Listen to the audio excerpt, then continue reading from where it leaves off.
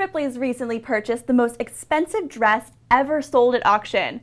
$5 million for the gown worn by Marilyn Monroe at JFK's birthday celebration.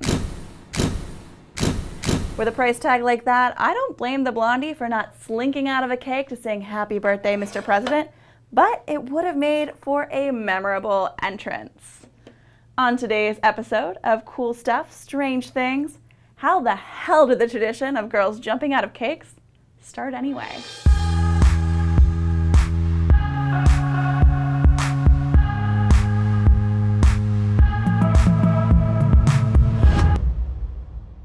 Believe it or not, the first recorded pop-out cake party is linked to murder. Way back in 1895, a wealthy architect named Stanford White hosted a gathering for some well-to-do gentlemen of the era.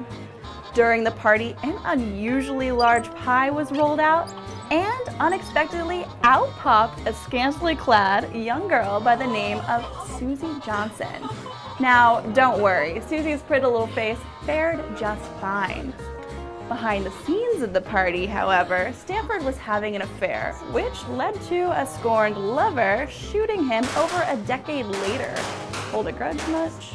So this, the media dubbed the trial of the century, but it didn't make headlines just because of the blood, wealth, the scandal. The country was enthralled by what they called the Pie Girl Dinner, as the details of what exactly happened the night Susie Johnson, as well as a bunch of birds, we'll get to that later, popped out of a delectable dessert became public.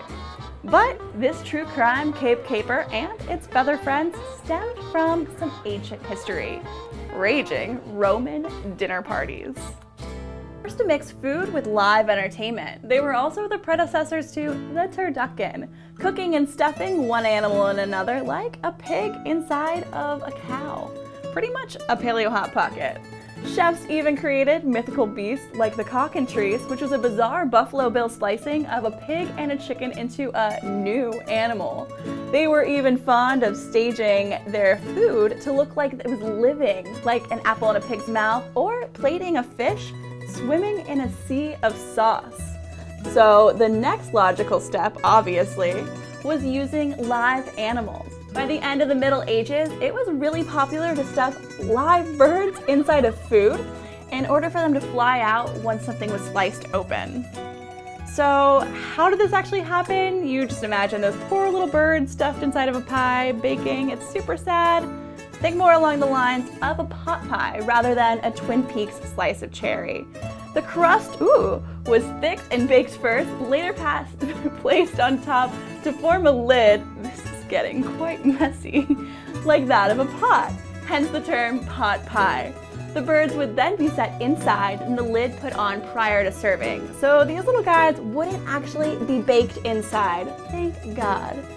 If you're wondering how someone could bring themselves to consume an avian influenza flavored dish, don't fret on that either. The chef would usually have another pie on standby to actually eat, as the birds were sure to leave a few surprises of their own, if you know what I mean, inside that pie. Animals became passé and humans entered into the mix. Believe it or not, at a banquet hosted by French engineer Philippe Le Bon, 28 musicians, an entire orchestra was crammed into a pie. And in 1626, the Duke and Duchess of Buckingham presented Charles I with a dwarf-filled pie. Standing just 45 centimeters tall, Sir Geoffrey Hudson, aka Lord Minimus, emerged from the crust in a full suit of armor. By the 1800s, as we know from the story of Susie Johnson, pie girls were presented as entertainment for the male elite. By the 1950s, showgirls jumping out of giant cakes became mainstream for office gatherings and conventions. But by the 1970s, the feminist movement took shape, and with more and more women in the workplace, illustrious ladies covered in frosting were less welcome at company functions.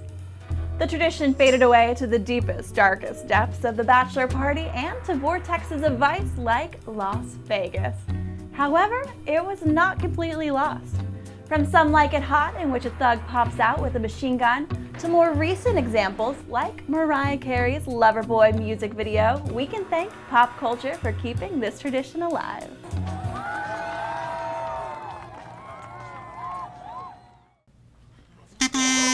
Popping out of a cake isn't as messy as it sounds. These days, companies provide hollow cardboard forms, making the process a piece of cake. Me, I'd much rather eat my way out, so stuff me in the middle like a birthday candle and call it a day. Until then, thumbs up, subscribe, save room for dessert, and stay strange.